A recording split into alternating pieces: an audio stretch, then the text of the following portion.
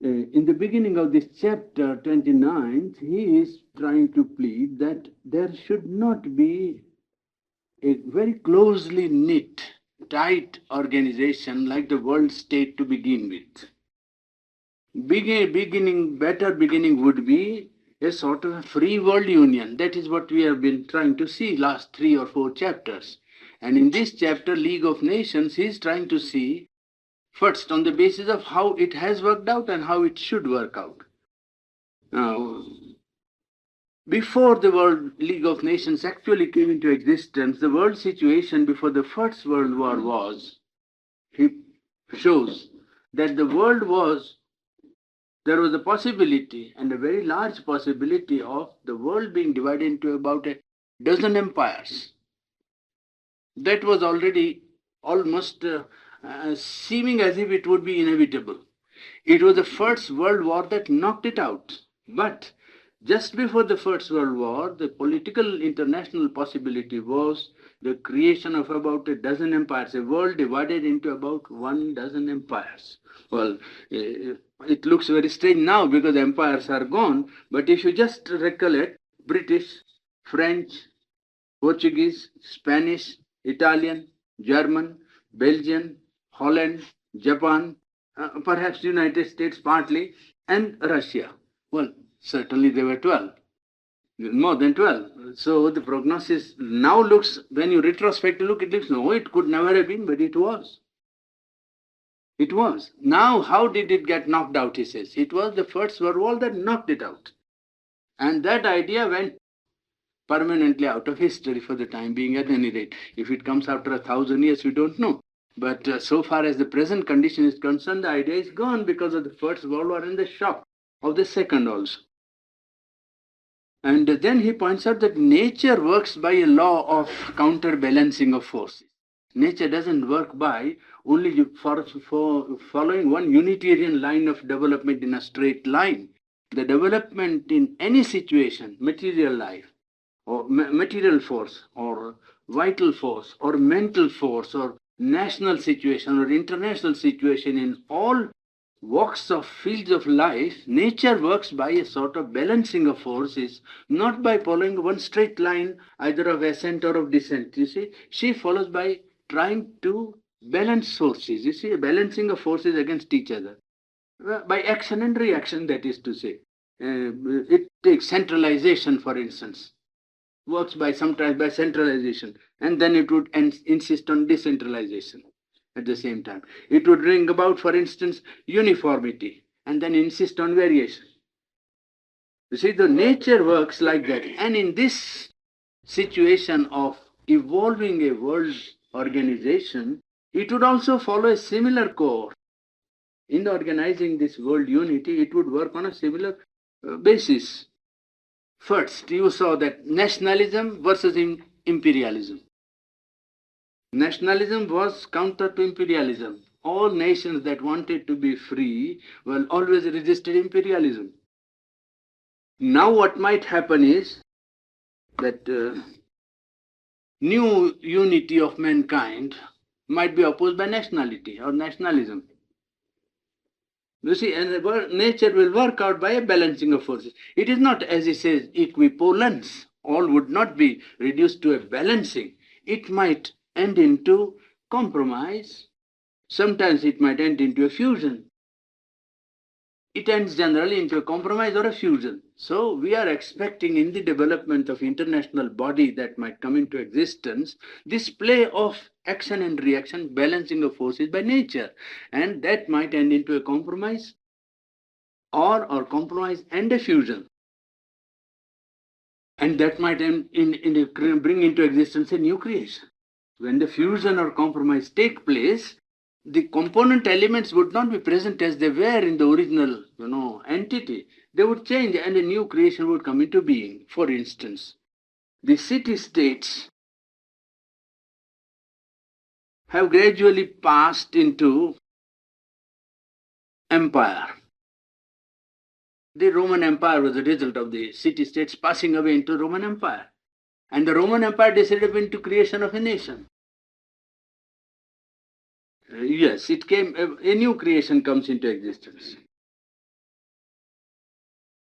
national expansion, when it takes place, the nation disappears into the empire. Korea, for instance, when disappears in Japan. Persia, very strongly influenced by two forces, now Russia and America. Tibet and Siam, he recounted in the chapter most marvelously. You see, it's a forecast. It was written 40 years back, you must remember. And he says Tibet and Siam cannot escape for very long. And it has actually come to pass, you see. And about Chinese aggression, he foretold in 1949, as I told you in the beginning of our discourse, that in 1949, when he wrote a postscript chapter on the ideal of human unity, he had a prognostication that China would attack Tibet and would be a threat to India. And all the Eastern nations, means, Indonesian nations also would be under its domination, political influence at any rate. And Tibet and Siam cannot escape and cannot remain immune for a very long time. And if China has escaped, well, because of her size. Africa, for instance, North Africa was divided. This is before the First World. He's trying to see how the forces arranged and possibility of what would happen or what was likely to happen. England, France, and Italy. The north is divided in these three imperial powers. And other Africa is a private property of three great and two small nations. It's quite true. The whole of other part of Africa, except the north, the big continent, well, it's a private property of three great and two small nations, Belgium and, you see. Well, Europe has her Balkans and Turkey is ejected from European continent. So the problem is only one country, and that is United States, is outside the influence of imperialism without being imperialist. But already it is emerging in the form of Rooseveltian republicanism. And the interference in Mexico, though it was hesitating interference, yet pointed inevitably to a kind of protectorate and final absorption of disorderly Central America. Well, that was indicated in Rooseveltian republicanism and Texas and so on. That shows that it could intervene at any time without being imperialistic. World War prevented all these possibilities from pursuing their course further. It established three things. First World War and the second also added to that. But the first established those things in principle. First, free nationality, principle of free nationalism. That every nation should be allowed to remain free. No nation should go and try to dominate over other people. Those empires that were there, but so far as the constitution of national and international life was concerned, Germany should not go and try to do something with Poland or Czechoslovakia and so on. Well, principle of free nationality. League of Free Nations, second. And third, right of self-determination to people who are not free. I mean, people who are under domination of other people. A self-determination for people who are not self-governing. So these three elements emerged out of the First World War and were strengthened by the Second World War.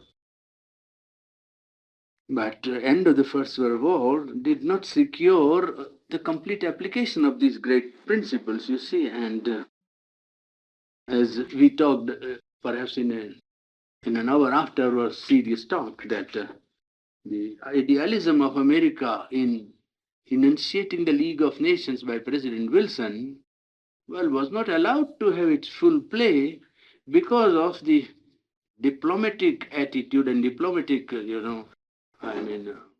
maneuvers of the allies who, and the time when the peace was signed at Paris, well, tried to see that ideal or the principle was enunciated without being rigorously applied. You see, that is what they saw to it. I think Clemenceau and the other political leaders at that time were quite alive to the necessity of affirming, in words some high principle, but in actuality to carry out their political plan. I mean, political maneuvers by diplomacy. You see, they did. England, France, and Italy arrived at a political arrangement behind the scenes and saw to it that in the working of the League of Nations in signing the peace treaty of the First World War, well, no radical change in existing system was allowed to come. And it is surprising because the world, he says that the map of the world was changed, but no radical change in the whole situation. The transformation didn't take place, in existing conditions. And he there enunciates a principle that pure ideals are only yet a recent development in politics. Ideals in politics is yet a revolutionary method of action. And then Sri Aurobindo writes, the day when it becomes the rule of life, human nature and life itself will have become a new phenomenon, something almost super-terrestrial and divine. Quite true. When in every national or international situation, man first thinks of applying a principle or an idea, that would be certainly, says, the earth would become at least super-terrestrial and divine. About it. Free nationality, yes, was allowed, free nationality, but interest first. Not the principle, but the interest. That is how the League of Nations worked, actually, you see. It was an oligarchy of 4 or 5 strong nations trying to drag a train of followers whom they always, managed to represent or claim to represent, and they had their own policy of in the world affairs to carry on. And that was a platform where they could give a sanction, so to say, by saying it is the decision of the League of Nations, instead of saying it's our idea. You see, well, it was more or less very transparent to people who had intelligence and could see through.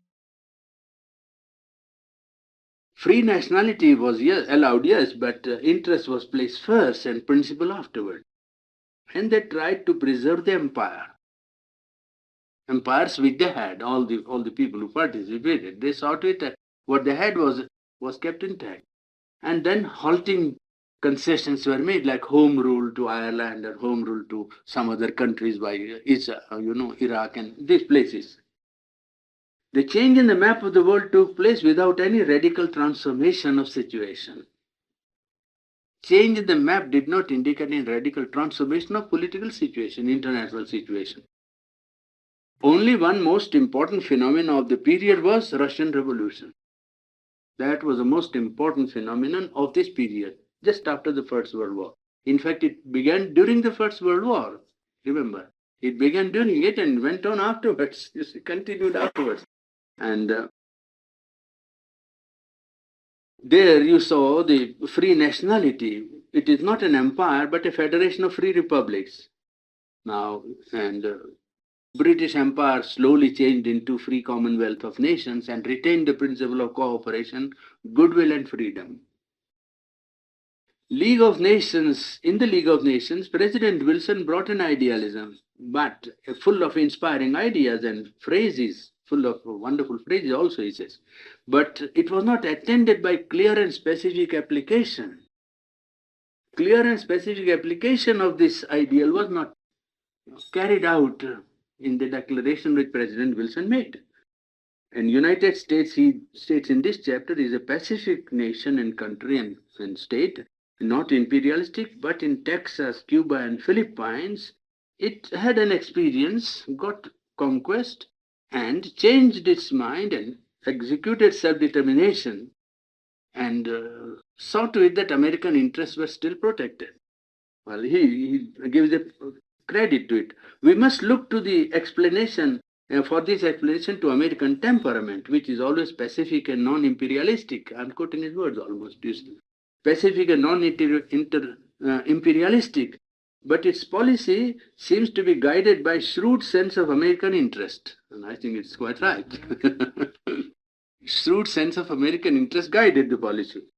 And League of Nations had therefore 2 sides, an opportunist side and an idealist side. And and United States and Russia were out of it. You remember that. I don't know how many of you know these facts, you see. But League of Nations, Russia didn't join and United States didn't join. So big 2 blocks being kept out, it had not the representative character of a world body which it would have if they had joined. But anyhow, he says, a law of international life was necessary, but a law that would be also capable of being changed because the situation is not fixed but evolutionary. The situation is only a temporary phase in the development of world union. If two blocks like United States and Russia were left out, you cannot have a permanent rule of international life. But if you want to arrive at unity, you have some law, some rule. And if you arrive a constitution or a law or some sort of arrangement, it should be an arrangement which must be capable of being changed and must not be a fixed law, because nothing can be fixed in a situation which is itself constantly changing and evolving towards an ultimate unity which has not yet materialized.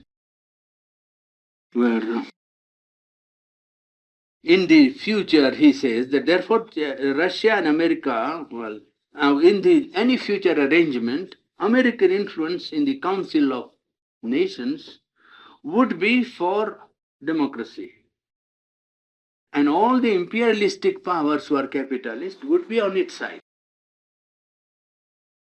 Therefore, there would be a domination of one bloc. And he said that perhaps Russia, that was written 40 years back when this didn't come into being at all. You see, League of Nations had just been liquidated and the Second World War was going on when this was written before the Second World War. You see, this was written, I think, 1914 to 18. The book was written between 1914 and 18. The portion which I'm reading, you see. And Russia would perhaps act as a counter bloc to this predominantly democratic ideal by bringing in her own outlook. And thirdly, three anti-imperial forces would be in that council. Democratic force of America and other nations, anti-imperial. Russia, socialistic and therefore anti-imperial. And self-determining nations who would become free, they would be also anti-imperial. So the three big influences in the Council of Nations would come and they would be against imperialism. They would be united in their opposition to any imperialistic schemes. Well, that is the prognosis after the First World War. Now, in the next chapter, he is trying to enunciate the principle of free federation.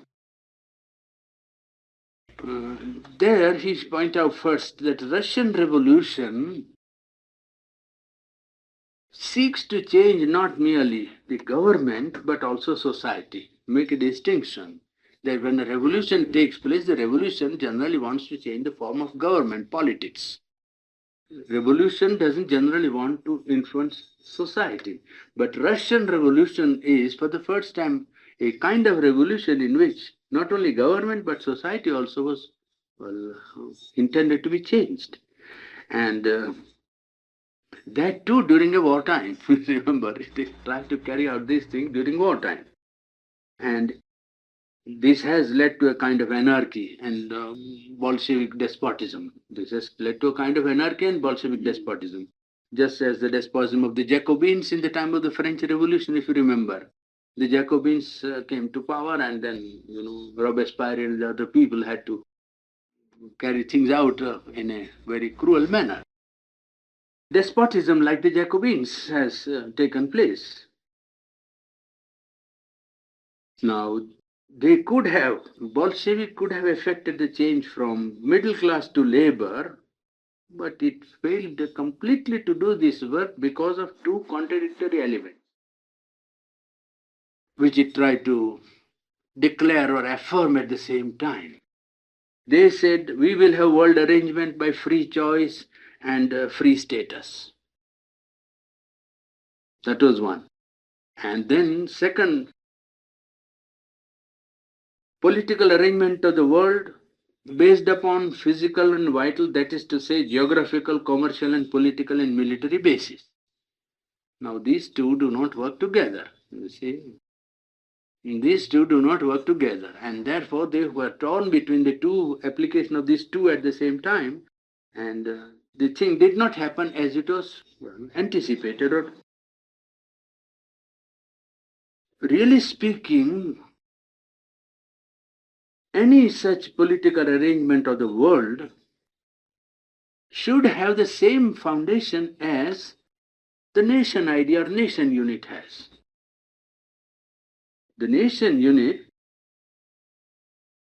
has, for instance, is based on association, common interest, common language, common culture. And then from that it evolves into a psychological idea or psychological unit. A common language, common interest, association, and common culture evolving into a psychological first idea and psychological unity. The world idea also will have to follow that line and not merely geographical or physical or vital and commercial basis. You see, that is secondary to it. Really speaking, what must evolve is the psychological entity. Slowly, one after another, it must undergo that process of development. Instead, what happened was that Russian Revolution insisted on the state idea. Instead of trying to evolve this inner unity, just as nation rushes to create a nation state when it is organized, well, without getting the psychological soul or psychological entity, the Russian leaders or the Russian conditions tried to put in to execution the state idea that will work through the state. This is the idea. Instead of evolving from within the people, a common culture, association, free meeting, and interest, and evolving a psychological basis. Instead, they wanted to work through the state idea and put it down on the people from above down, so to say. Push it down from above down rather than evolve from below up. You see? So, well, when they insist on state idea, they thought that it may bring, the real thing, but it's only a fiction.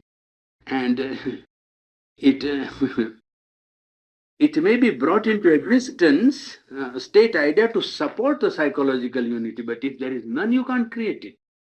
If unity is there, state may support it, but you can't create psychological unity merely on the state idea. And between nations, for instance, force decides. And then you have granted the law of self-determination. So, self-determination being granted, all the vital basis of force was taken away. Whenever you use force, it looks as if you are irrational because you have accepted the principle of self-determination. So they could not carry out the principle of self-determination, and just as nation between them use force to arbitrate or to decide issues, well, they also tried to use the force of the state for groups like Ukrainians, White Russians, or anybody who didn't agree. You see, well, that contradicted self-determination. And the contradiction of self-determination, well, brought them into a situation where everybody thought, well, what they did was not rational or not correct, was not right. So that the justification for whatever they wanted to do to the state idea was never supported by world opinion. It could not, because it was diametrically opposite to the idea of self-determination. So the state idea, therefore, took away a lot of justification from the working of the idea for which the Russian Revolution stood. And the mistake was to insist on the state idea as one who could create a new society. To creation of a new society by insisting on a state idea was something which was not in keeping with democracy, neither in keeping with self-determination. Because state would have to force out everybody. You see, a state only works like that. It cannot work by persuasions. The state's business is to execute, to legislate and execute whatever is legislated. And what you legislate is majority, and majority is maneuvered by a minority of leaders. You see, majority is not even real. It is a fictitious majority, even in good democracies. And in a democracy where the revolution is brought about in a wartime, well, the leadership is only a handful of people who manage to get to the top somehow or other. And Stalin kept it for whole of his life, the whole organization of so-called electorate of the Bolshevik, the organization completely in his hands, so that he had all the time anybody who wanted at any place. There was no opposition, in fact. He had his list of people to be elected. There was not one who said that he is going to oppose. Unopposed return for years together. That happened only in Russia. It never happened anywhere else. Well, that shows that a party organization, though outwardly declared as if it was democratic, can be completely dictated by an oligarchy of leaders who happen to be on the top. And they all the time so maneuver that key positions are held only by their henchmen. I mean, people who are yes men, you see, all the time. So whatever is passed on the top is carried out at the last point, you see. And then when list is declared, well, there's nobody to say that I am going to oppose so and so. So unopposed returns or Bolshevik election. That was a phenomenon which was surprising. And people who were condemned, came to the court and confessed their crime. This is most surprising how psychology of man could be influenced by the policy, dictatorship of the state. You can see that people who were once pillars of Russian state carried out important, responsible positions like ministers or heads of department. When they fell into disfavor with the dictatorship, they never defended themselves. They came out and said, we are wrong. In fact, they were not, they were wronged. They came to the court and confessed that, yes, of course, I acted against the party. When in fact he might have acted in consonance with his conscience. And perhaps thinking the best interests of party were served by what he was doing. But in open court, he had to come and always confess that, he was wrong. It was really a sight which staggered us whenever we saw this sort of thing in Stalin's time. It was something quite so extraordinary study in psychology that we could never believe it if it didn't happen, really.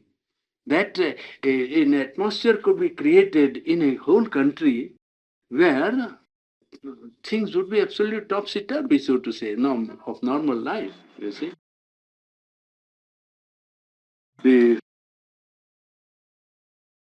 The exception to this idea of, Russia was not a nation state in her past. She was not a nation state. Russia was composed of about half a dozen or dozen nations, small nations, is it not? Ruthenians and Ukrainians and White Russia and Lithuania and Poland and Siberia and Kurland and portions of Turkestan and so on. It was not, yes. And this loose federation of peoples was kept together or bound together by rule of the Tsar. That was the only binding force, you see. So it had never been really a state. I mean, the state idea was not strong in Russia before. Only Russian language kept things together by whatever culture it could give to the people. And there could have been a free union of these people under the Tsar. But force could not succeed and cannot always succeed to put people together. And because nationalism has now become a conscious force and each group has a consciousness developed, and it can resort to passive resistance or fight for survival, you see, and try to oppose any imposition from above. Still, Slav nation or Slav race had a need for unification. The Slavs of the world, were not yet united into that sort of union which Russia brought about. The united Russia that way was necessary psychologically because the Slav nations had to unite. And they had around them well-organized nation unit. Poland, Turkey, Germany, each with a good, well-formed national idealism. And therefore, the formation of Russian as a united Slav, psychologically united into a nation, was a necessity for its own existence, for its own protection, and for its own growth. And it would have been advantageous for Russia to have Finland with her, because Russia was afraid always of the Scandinavian countries and Germany on this side. And it would be good if Poland also joined Russia, because then Poland would perhaps stand to gain. Otherwise, she would be left between three powerful neighbors, and they divided her three times before the partition of Poland, Russia and Germany and Austria and so. Poland might stand to gain if it joined Russia, and Russia persuaded Poland to join her union. And he is trying to prognosticate how situation would work out to good, and also a Russian union of Slav nation would come into existence, what it would do. Well, if Russia was really well organized on that basis and became a powerful nation, she has natural resources which are unlimited. She would easily dominate Asia and be a constant force and powerful determinant power factor in European politics also. But she has not been able to get that organization, through. These vital and physical necessities, you can say that Poland joining would have been good, or a certain combination might have been good, because we are working, he says, when you prognosticate along these lines and speculate, we are working on vital interest, on geographical ground, on economic basis, and so on, and we can justify anything, even imperial expansion we can justify of European nations. Perhaps a moral and a cultural justification even can be made out for united even Russia, you see. And it might justify unification of the world also under a dictatorship. It is good for the world to have a power that can unite everybody and put everybody in his proper place. Well, this speculation is only trying to show lines that are possible. It's not that he's making out a case for a certain thing. He's only showing if it followed this line, well, that is how it would work. It would be only working on vital interest, on political interest, or on economic interest, but it would not therefore bring in, even if you bring in cultural and moral justification, as some of the European nations did bring 30 years back, their justification, white man's burden, and spreading their culture to other uncultured people, and all kinds of exploded myths now, you see, as he says. The same thing could be forwarded for any dictatorship of the world. If you want to bring a world union, you can also argue that it could be done by application of force. Well, where force is the law, you can always have vital justification and hold it valid if you like. And in that way, Germany, Russia, and Europe each can justify their expansive tendencies, or their imperialistic tendency, or whatever they do under the pressing necessity of interest can be justified, and you can make out some kind of moral ground. But it must be said, he said, in the justification of the Russians at the time of the first revolution in Russia, when Lenin was one of the leaders, that they offered a democratic peace to militarist Germany. This is a fact. Russia offered a democratic peace to militarist Germany, and Germany refused, because Germany at that time was banking upon her own force. And she thought that militarily she was so well organized that she need not have any democratic peace given to her. She would be able to dictate her own peace to people. That was her idea. She wanted to expand, you see. And she had a well-knit, well-organized military organization on which she counted. But at that time, Russia actually did offer a democratic peace to militarist Germany, because they were at that time thoroughgoing idealists and acted like the French people in the time of the French Revolution, when they declared liberty, equality, and fraternity.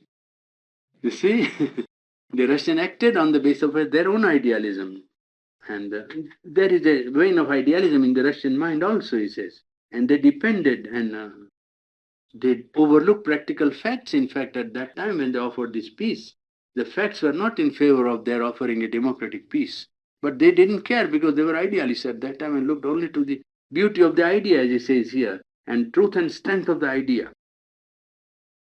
And he here puts down that as the French Revolution offered this idealism of liberty, equality, and fraternity, overlooking the practical condition of European politics of their own times, and did not perhaps fully succeed in the application of this ideal in actual conditions prevailing, Still, the idea which they put forward, well, did gain and did catch hold of the human, minds all over the world, and has become ultimately, after that, idealism has become an active force. In the same way, this Russian proposal of a democratic peace, though done without calculating actual political forces of the times, has a certain power of idealistic appeal, and it has also gone forth, now to a large number of persons. And the end of the chapter nearly, he says, ours is still a world in which ideals can only be imposed if they have a preponderating vital and physical force in their hands and or at their back. And therefore the Russian idea, he says, belongs to the future. It has not got that equipment by which it can carry it out.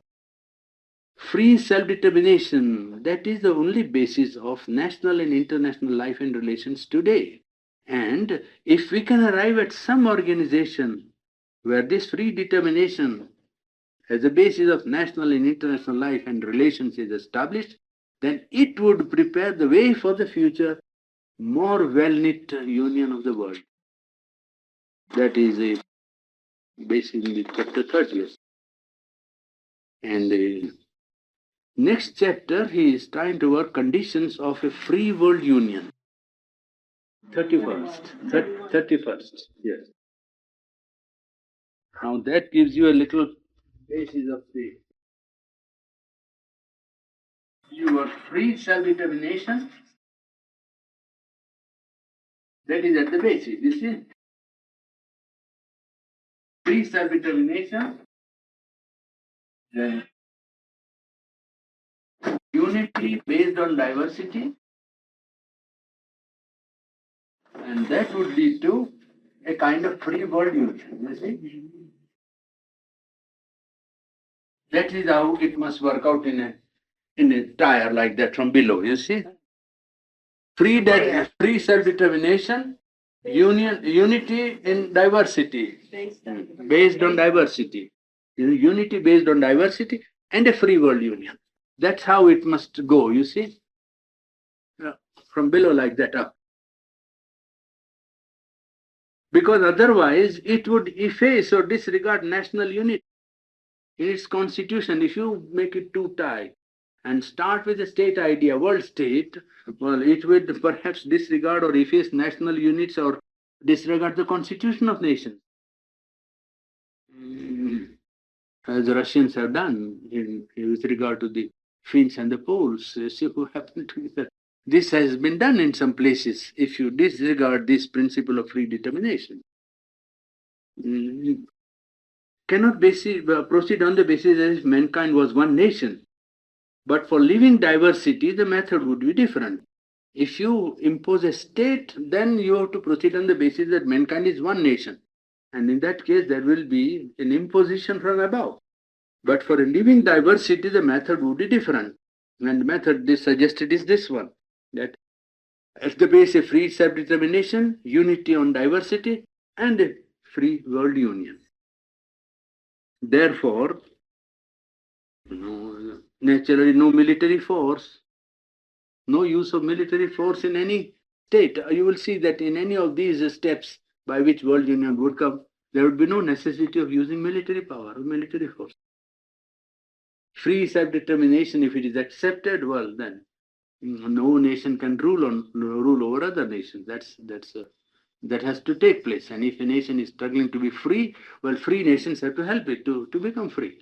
If it is really struggling and organizing itself into a living organism, well, it should be helped by other nations. Well, there will be no necessity of use of military force in international differences at any rate. Secondly, in economic field, there would be no exploitation. No exploitation. Interchange, commerce, mutual help, that's all right. Organization, an international organization even, quite all right. But no exploitation. Yes. Because present civilization is commercial. And if that character of our civilization remains based on economics, then unity of interest would be felt more and more, and men would require more peace. Men would insist on peace more and more. If commercialism is to continue thriving, it could require more peace. Now, therefore, the competitive idea in economic life and struggle of interest, clash of interest in economic life will have to be, well, squared with, or will have to find its justification or find its place in this interest of the whole of humanity in economic life. Because economics being now the center of collective life, well, maintenance of peace will be necessary. And in the maintenance of peace, the competitive idea, struggle for markets and so on, economic struggle will have to square with this need of peace and cooperation, interchange, sort of a mutual understanding in international life by agreement and a free union rather than by competition and struggle. You see, more by agreement and free arrangement between peoples, between nations.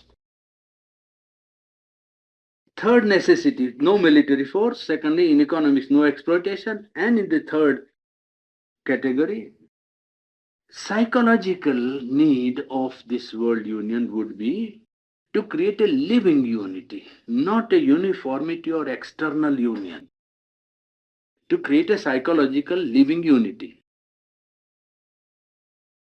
When there is an empire, it imposes superior civilization and hinges the national consciousness and national, consciousness by imposition, just as he points out that the English imposed their culture on the Welsh, for instance.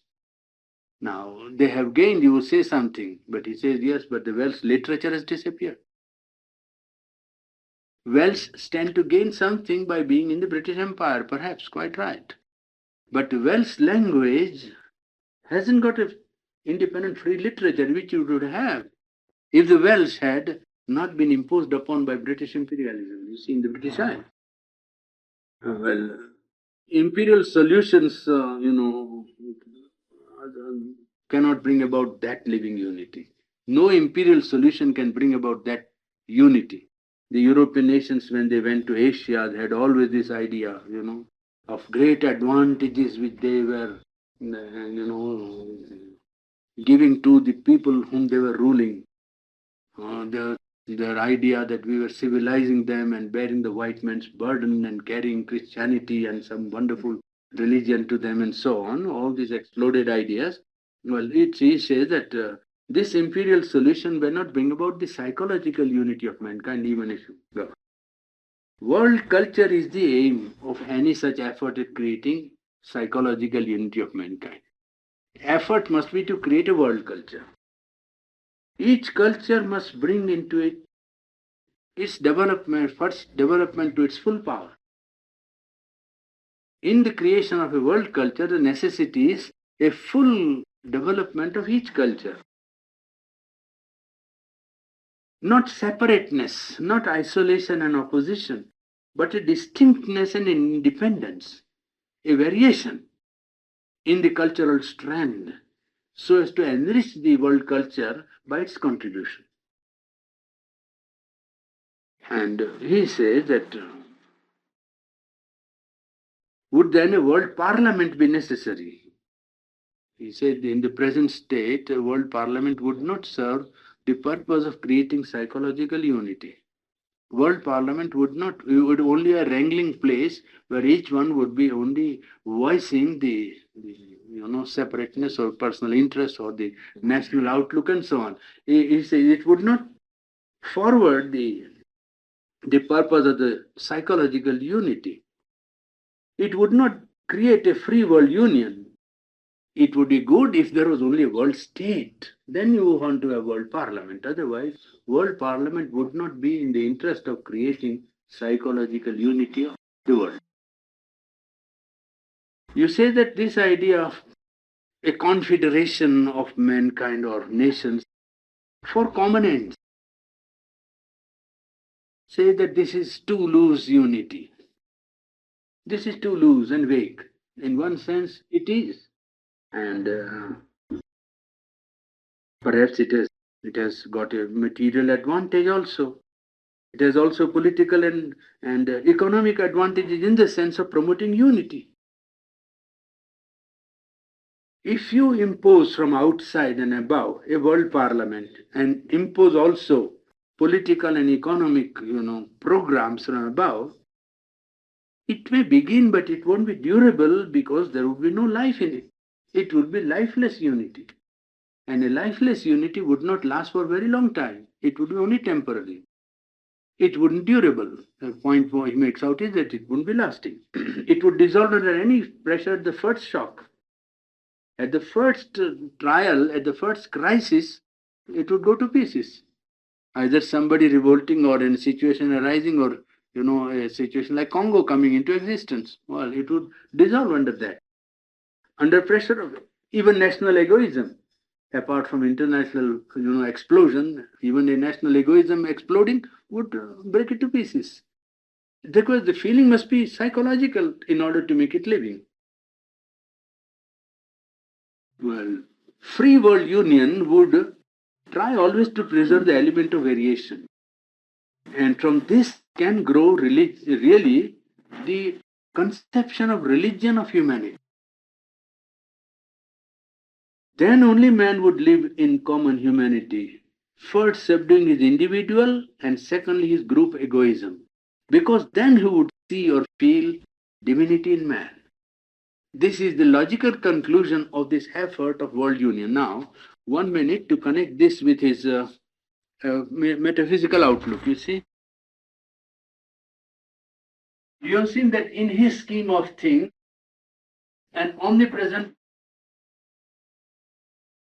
reality is at the work in cosmos. Universe is the manifestation of an omnipresent reality. This omnipresent reality in the cosmos takes three positions: transcendent, universal, and individual. This is one, global, and it takes three positions. Now, the existence of collective life is due to the universe. Drive of the universal, divine.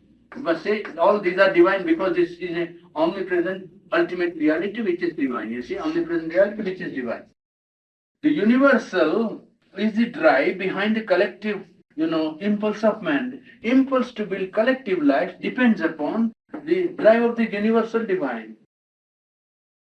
When man realizes the highest unit possible to be realized on earth, unity of mankind, human unity,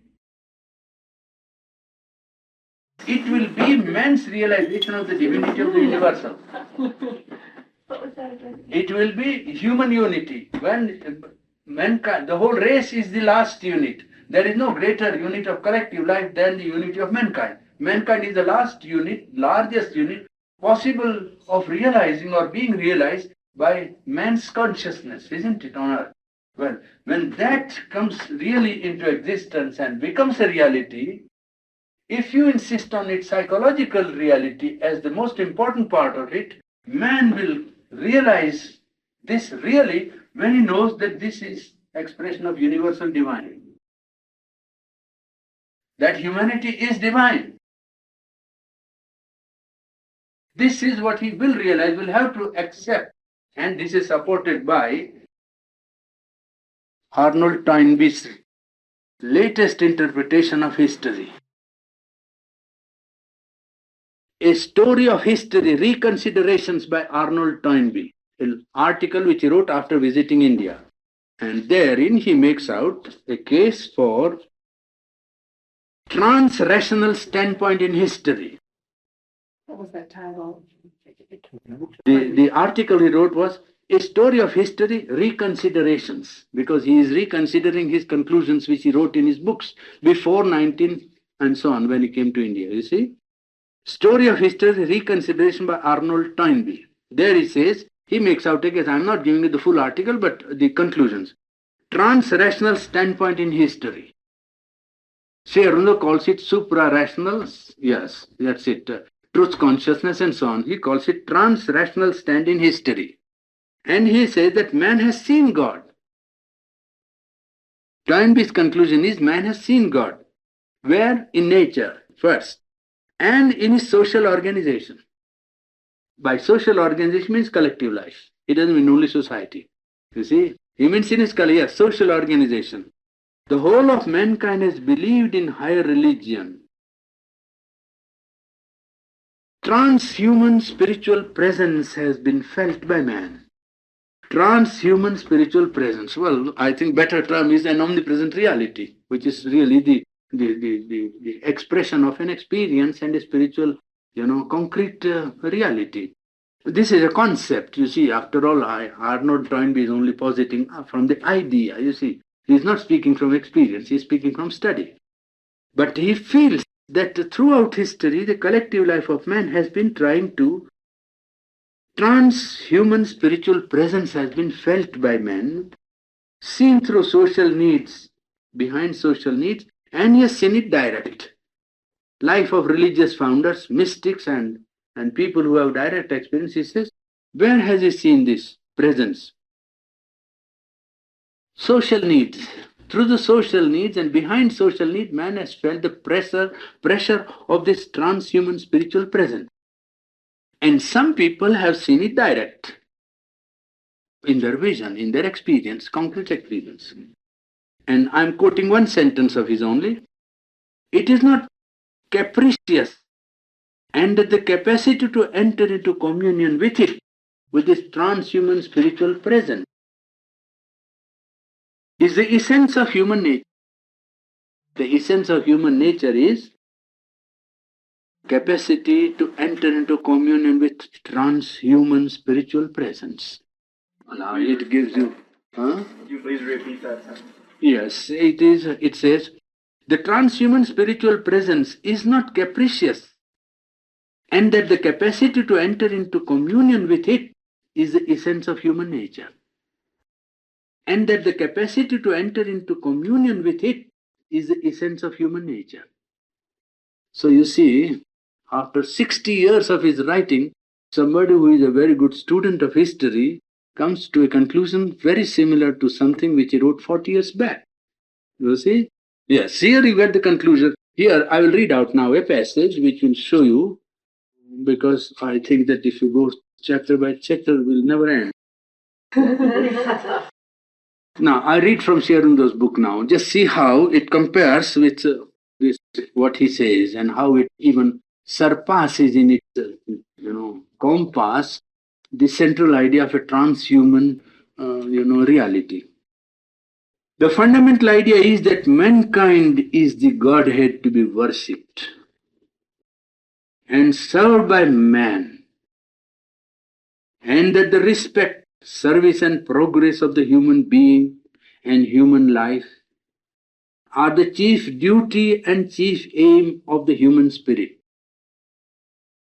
No other idol, neither the nation, nor the state, nor the family, nor anything else ought to take its place of humanity. You understand? Yes. They are only worthy of respect so far as they are images of the human spirit and enshrine its presence and aids in its manifestation.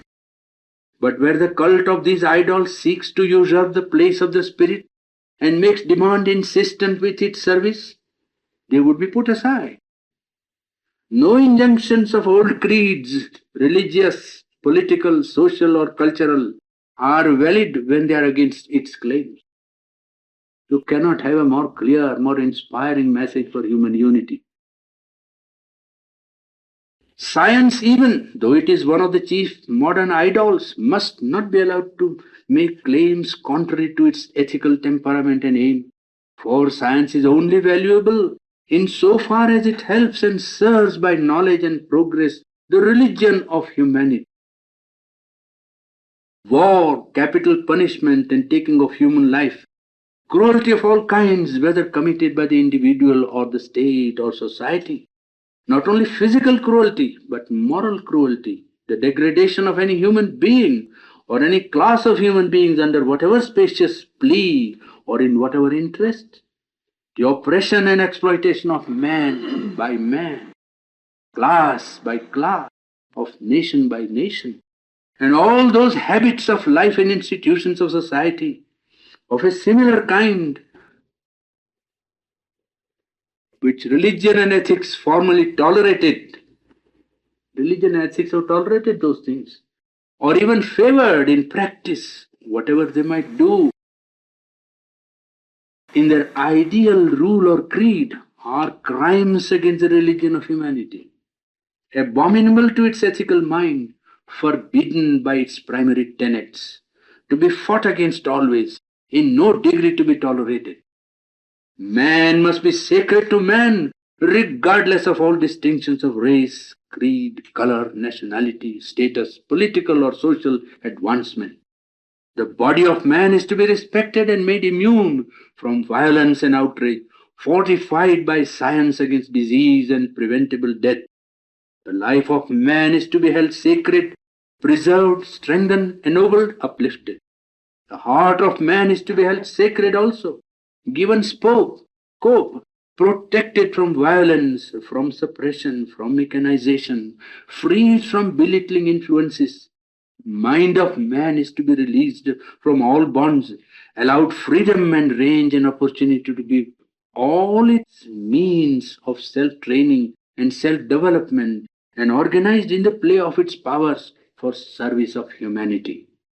And all this too is not to be held as an abstract or pious sentiment, but given full and practical recognition in the persons of man, nations, and mankind. This, speaking largely, is the idea and the spirit of intellectual religion of humanity. But still, I don't know, some page somewhere, ideal of human unity. Sorry, that's But still, in order to accomplish all its future, this idea and religion of humanity has to make itself more explicit, insistent, and categorically imperative. For otherwise, it can only work with the mass. It will work with some people, and with the mass, it will be only a modifying influence, but will not be the rule of human life. And so long as that is so, it cannot entirely prevail over its own principal enemy. That enemy, the enemy of all real religion, is human egoism.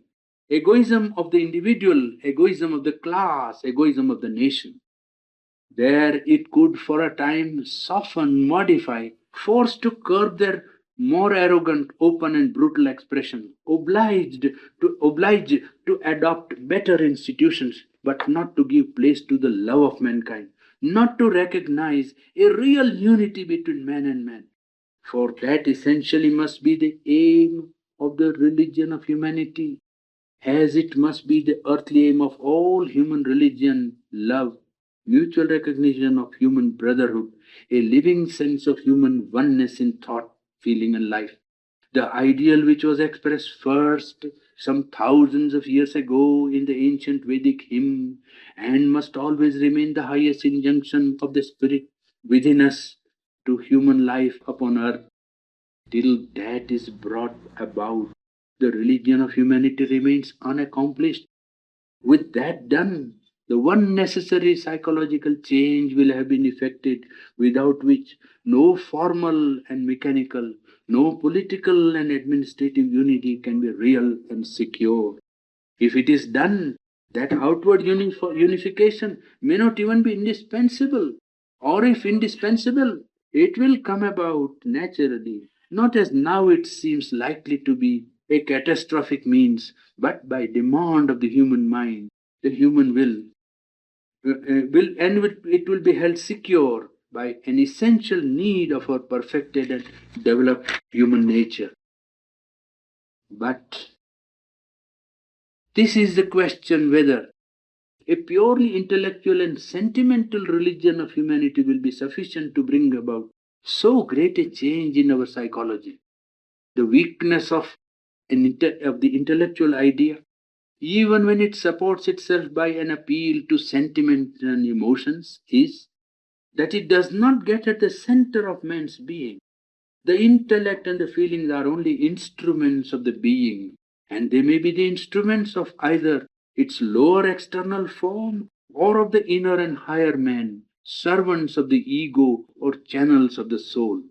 The aim of the religion of humanity was formulated in the 18th century by a sort of primal intuition.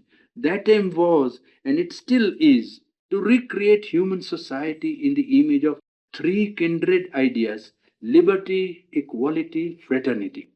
None of these has really been won in spite of all the progress that has been achieved.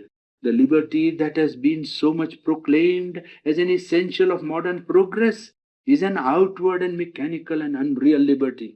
The equality that has been so much sought after and battled for is equally an outward and mechanical and will turn out to be an unreal equality. Fraternity is not even claimed to be a practical principle of ordering of life, and what is put forward as its substitute is the outward and mechanical principle of equal association, or at best a comradeship of labor.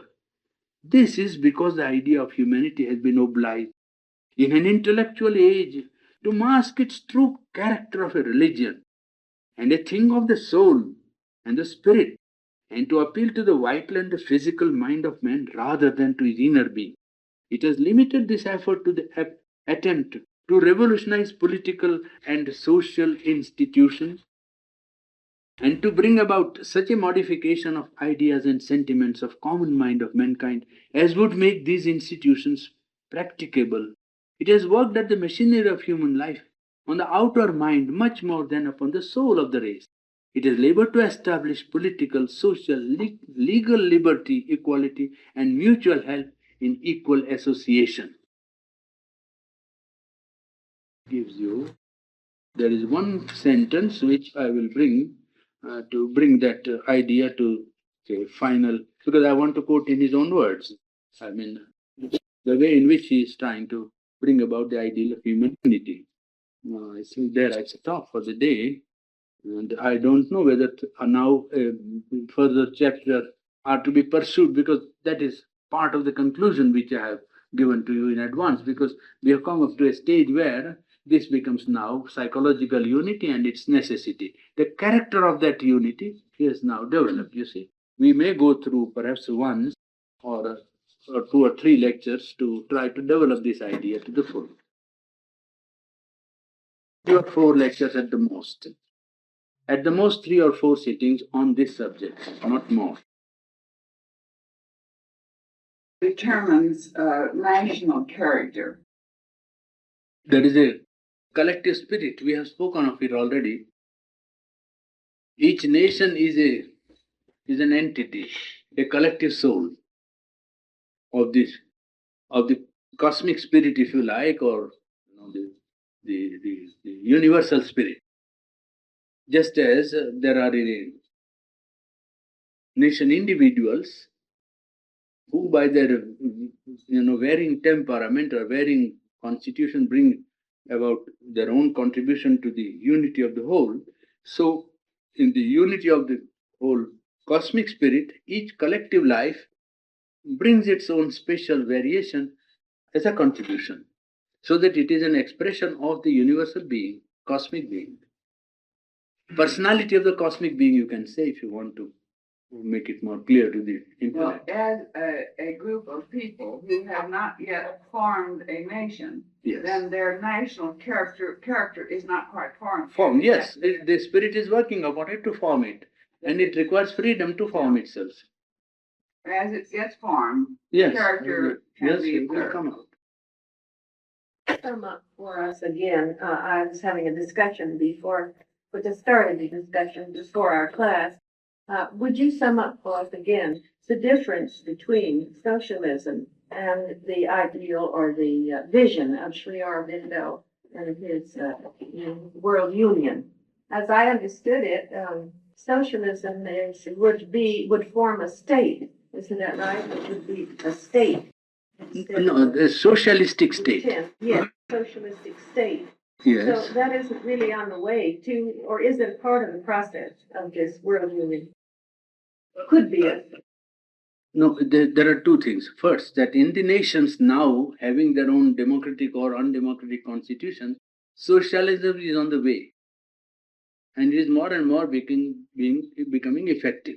So that even declared democracies will have to adopt democratic socialism. Socialism has become such a force, life force, that all national constitutions, even though apparently not socialistic, will have to admit the working out of socialism in the democratic constitution. And how far that will go together is a problem to be seen. But it will have to be accepted, he says, because it is a thing that shows that the thing is coming and you cannot prevent it. So it's a force to count with. Now, in the unity of mankind, it's not a socialistic unity that he is working upon. If you say that in the nations the socialistic idea has won, he would say that probably it will also try to win there. It will try to win there also. But if it tries to win in the unity of mankind, it will be because it has already won in the nations. Then in that case, the nations will have not much objection to its application. But what he wants is not a world state, but a union of whatever constitution is already operating in the nations. If it is democratic, if it is republican, if it is socialist democracy, well, let all be represented there. It need not have from the beginning a bias either in favor of socialism, communism, or democracy. What is will be represented there. What is in national life will be represented there. And he has counted three tendencies that are anti-imperialistic. That's all that he has said. Up till now, his prognosis is that three tendencies will be there which are anti-imperialist. So imperialism is a force that is practically, well, ruled out of existence in the future. It may have existence now, but imperialism has no chance just now because three big forces are against it. Democratic principle led by United States, the socialistic idea led by Russia, and the self-determination of nations that are coming to freedom. They will be all anti-imperialistic. Therefore, imperialism is a force that is foredoomed to failure. And the best they do is to quickly understand the situation and set right their house. You see, nations like Portugal or Holland or Belgium, they are not going to do it. It is they are delaying the course of history unnecessarily and also inviting reactions on themselves, I think, more or less. What would his attitude be on the United Nations in its application today? Well, it is the only optimistic, organization in existence to prevent clash. So it has a right to full support of everyone, I think, who wants to bring about human unity. Is it the idea of free human, or what's the top idea you have there? Oh, free world union, you mean? Free world union, is that represented? Well, it is not yet free world union that way. It's a loose organization, and it is trying hard by some politicians are trying to drive it into becoming a world state. And like Attlee, as I declared the day before yesterday, is it not? Attlee actually declares the time is ripe for organizing a world state. And it's not in the air, it's actually in the minds of politicians, and already people are. And Sedona would like that it should not come about as a state. It should not come about as a state because it will lacking that psychological unity and it will break up at the first shock unnecessarily you create a state. Because unless a unity is living at the psychological level, constitution alone will not be sufficient to prevent the clash, you see, or to break down of the whole organization. And it would be more tragic to have a breakdown now in its very inception. It will be better to preserve it, even as a loose organization. It is quite serviceable and useful because it holds in itself the seeds of a powerful union of nations. It is certainly a very good move in the right direction. He always supported the UNO. That is given there, yes. But the United Nations advocates the use of force to suppress unrest and warring nations. Yes, well, yes, now there we have gone through that part also in one of our studies, and he says that a world union, if it is to be brought effectively to organization in present condition, it will require some centralizing force enough to put down either national egoistic outburst or a imperialistic, movement, or something must be there. Otherwise, a strong, well-organized military nation would always flout. World opinion in South Africa is actually flouting. South Africa is actually flouting world opinion for the last 10 years, not one day, and perpetrating unchristian injustice on a large mass of mankind. Even the pastors who are against it and speak against it have a hard time.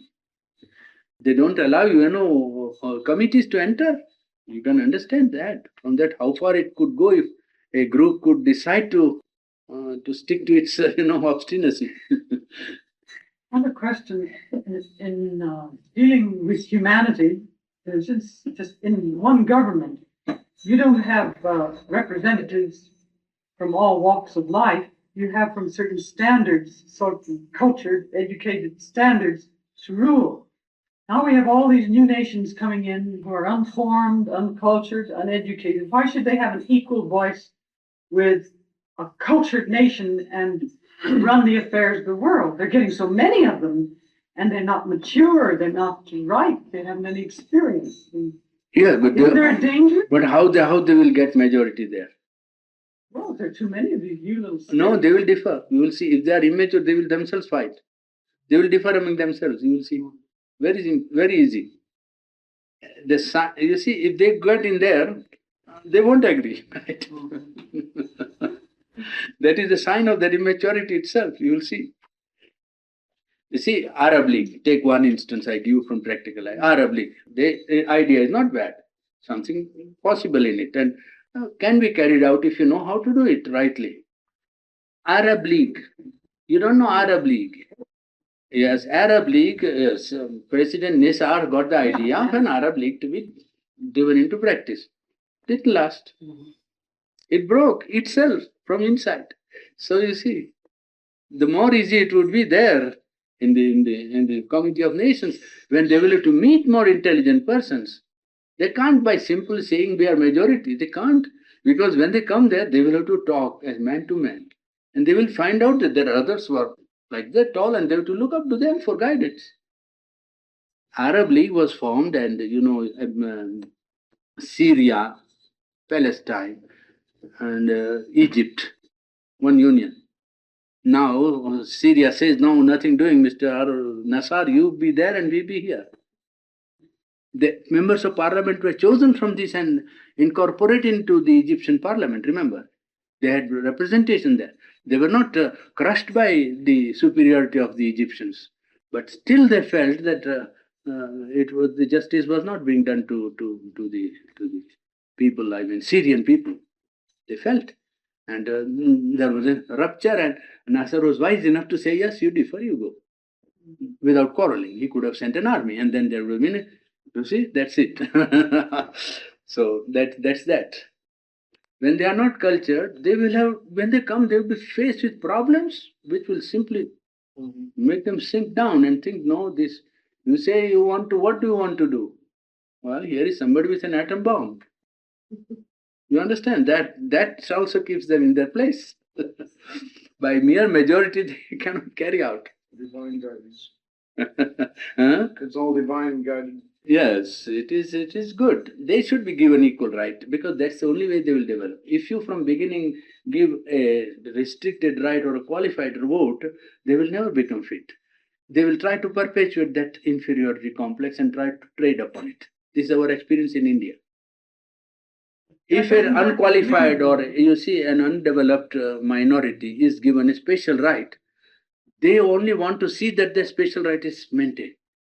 Instead of taking away the special right and becoming one with all other citizens, that might happen here with the Red Indians also. I can tell you, if you have given them rights, I don't know what is your constitution, but if you have given special rights, their business will be to see that they perpetuate. Now that is not wrong. It is given only so that they may not be oppressed. But what they want to do is to deal with it as if it was a special right, and that is what happens to untouchables in India. The government of Congress came to power and immediately gave special position to the untouchables. And now the untouchables don't want to become, equal with the touchables. Because otherwise they will lose those privileges which the government has given.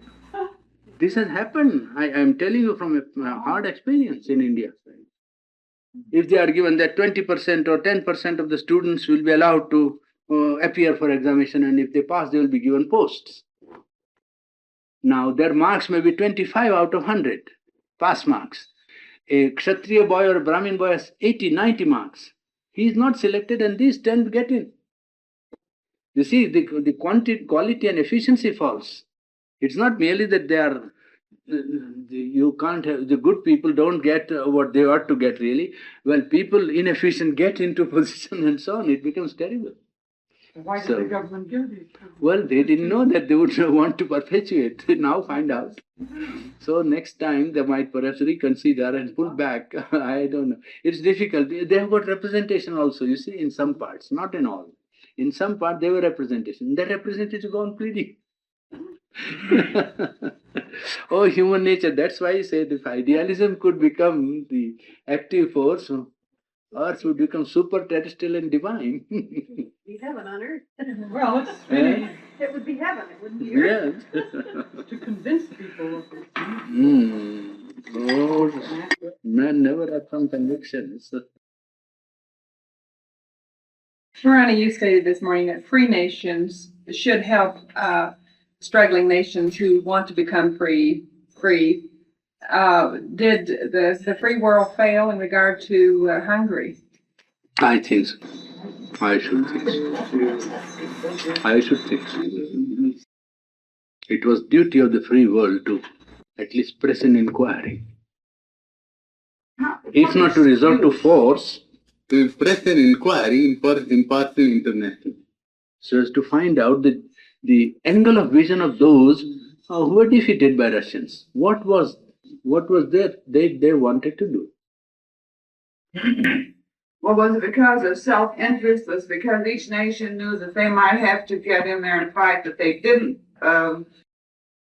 Probably they thought that, if you live in a glass house, you can't throw stones. There was no other.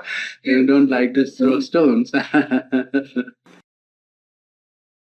Don't you think this has discouraged many nations who would like to be free from trying now that? No, nations, you see, when they have a spirit awake, they don't wait for anybody. They create their conditions. Algeria is not giving up, for instance, in spite of such, really speaking, very good concessions by General de Gaulle. I must admit, he is a very generous man. And he sees to it that France must be faithful to her spirit. Liberty, equality, and freedom. We must give equality, and he has fought against Frenchmen. He has shot Frenchmen. He has killed 4 generals, remember. I mean, it must be just a man with his faults. I don't say he's perfect, but I mean, his attitude toward Algeria is the ideal attitude that a Frenchman could have adopted. And the proposals they make were really good proposal, I mean. And yet, you see the Algerians don't recognize, they don't want. They want now absolute freedom. I meant other nations, though, under communist rule, wouldn't they be afraid to rise because of what happened in Hungary? I don't think. Now, after the giving up of worship of Stalin as a personality, perhaps there would be a greater latitude and perhaps more courage also. People who differ. Those small nations like Romania and so on, they might find it very difficult to feel differently. I don't know. We don't know that situation. It's under Iron Curtain, you see, and so what is their psychological reaction? We never know. Who cares will have to change its name because we can see through this thing. Purani, the book Lost Footsteps that came out of Romania. He said that he had advised the people who were trying to rebel against communism. He had advised them that the time wasn't right because the free nations are afraid of war. And also because of what happened in Hungary, he advised them against trying to rebel. But he also gave us, if anybody wants to see a good picture of what it is to live under communist domination, that Lost Footsteps. Yes, I know. That book. Very good. And I gave our copy to the library here. Lost Footsteps in Romania. By who? By that man who... I forget his name, and he also had an experience when he was in prison. He was trying to take his life, and he also had an experience, a spiritual experience. Oh, that's yes. Yes. He spoke about Sri Aurobindo's visit to him and so on. Not to commit suicide and And also promising him that he would get out of it. yes, And he did. He escaped. I gave it to the library. Well, this library here. Library here. The Russians who deviated, you see, and then admitted that they were wrong. Now, according- related, yes. Yeah, according to some of the things we've read and heard, many of them who were in prison and so forth, I mean, those who you see found disfavor in the Yes. top communists. Oh, There was all this about brainwashing and drugs and so forth. So we don't know whether they actually, if they had been in their right minds, would have. perhaps out of fear, you see, out of fear, they were told that unless they did that, something would happen either to them or to their family. Something happened. They weren't convinced, they only said they were. Yeah, they had to say like that. They're made to, you could see that, I mean, it was like a parrot repeating what was given. You couldn't make out. Man who had been foreign secretary or foreign minister to international body, I mean, you don't expect to be a nincompoop, but he becomes a nincompoop in his party. You see, he has not the courage of conviction. We expected, at least we never thought that he would go under like that. You can break down physically, but not psychologically. You see, you can be killed, but after all, life is nothing that way. What is life? See? Then to go under like that. But under drugs, they might do this. Under drug, under pressure, under threat, under fear, and so on. As pointed out in sociology or communism is that it will reach a particular time a stalemate.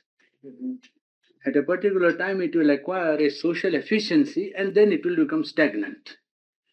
And then there will be a dissatisfaction and either anarchism or something else has to come. It would always tend to become stagnant, you see. Because by that sort of collective dictation, you create a situation where some outer efficiency is attained, but that's all, and it must go on perpetually afterwards. It's like a wheel set into motion, it must go on working. Well, that wouldn't be life. That is the trouble. Communism. Well, communism is dictatorship of the proletariat, as they say, the common man, laborer particularly, the man in the field and the laborer. Whether it actually happens or not is another matter. But socialism is evoking or bringing into constitution a government in which the equality principle is more stressed than individual liberty. That nation, wealth of the nation is common, and gain of the nation must be therefore as evenly distributed as possible. The property of the nation, you see, property of the nation belongs to the whole nation. It doesn't belong to one or a group. The state must own. There are two kinds of socialism: state socialism and socialism which is of the communistic type. And state socialism is that the state must govern. State must be the owner of all property which the nation has. Wealth of the nation belongs to the state. The basis being that belongs to all the people. A gold mine is found in a country, it belongs to all. And then all that happens to gold mine must go to all. The labor, organization and advantage or profit, you see. That's not fulfilling individual liberty because They don't believe. Socialism does not believe in individual liberty because they believe in collectivist idea that group is more important than individual. Which is, going towards socialism. No, as far as I'm the only question is that in a democratic set also, when you give individual liberty, the difficulty is that the man who is not economically strong is unjustly treated. The man who is not economically strong is unjustly treated because his labor or his work or everything is taken advantage of by people who have money and organization at their back. And that injustice, done to a sufficiently large number of persons in a society creates in the conscience a reaction that something must be done. And that something takes the form of socialism. And the basis of socialism is that all must have equal opportunity. Economically, the idea. yes, that's it, and all must have equal opportunity, and then they go from there further up to all property belongs to all, and so on. You see, there is a step by step there is a rise into collective idea as if that was the central truth of human existence, which is not true. No, that's what I mean. That's not true. That collectivity is not the central truth of human existence. Humanity really is centered in the individual and in the collectivity, and the two have to cooperate and march, by allowing each one to grow. The societies or collectivities' business must be to allow the individual to rise to his highest stature. And the advantage of society is that when individual has risen to the highest stature, society gains. Always, there is never a loss. That's why I like The full growth of the individual is always an advantage to society. So it must be the interest of society to allow full freedom. That's why Sri Aurobindo says that true democracy can only take place when there is the aristocracy of the individual.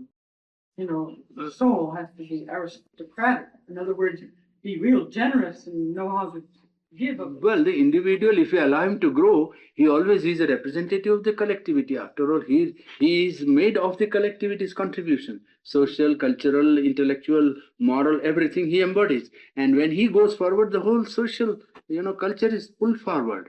And all people in society try to live up to that or embody what he has to give or what he has attained. And that way the whole group advances, because society as a group hardly makes a step forward, which is conservative.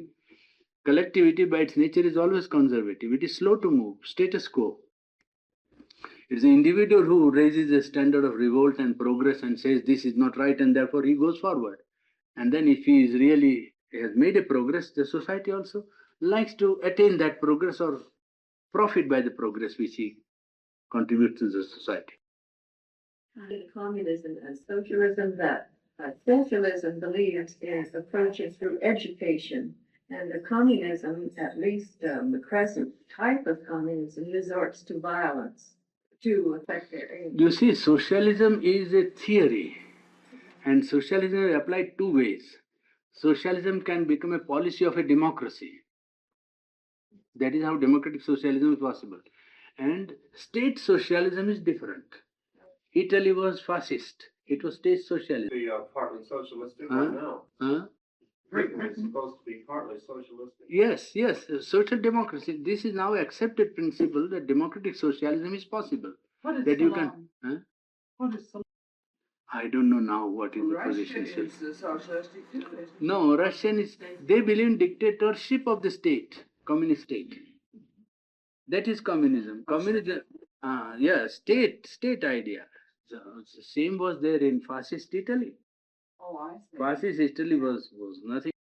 Only it didn't declare itself as own, but socialistic state, the dictatorship of the proletariat, that is the central principle, that by the state we will organize the collective life, not by evolving consciousness. We will. The benefit of the common man. Yes, of course. Really Yes. didn't end up that way. No, whenever you dictate short. That's all. It is all.